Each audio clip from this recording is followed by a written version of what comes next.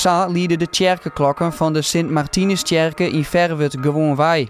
Maar dat is deze mannen oors.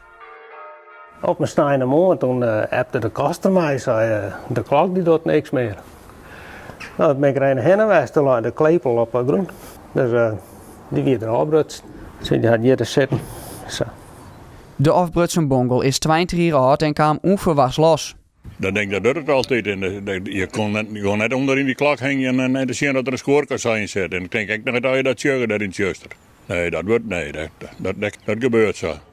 Het is een heel soort stiller in Verwut. De reacties binnen wisselend. Ik denk wel voor het hele dorp, want ja, je houdt even een seintje van, we kunnen beginnen, weet ik veel wat. De helft van het dorp beheert het net eens. Als ik hier aan de gang ben en dan is het 2 uur, had het laat, dan is het kwartier of 2 en dan denk ik, zou die klok het nou wel dienen? Dan ga ik hem niet in het erg in. Dus hij probeert hem heen, die had er niet in het erg in.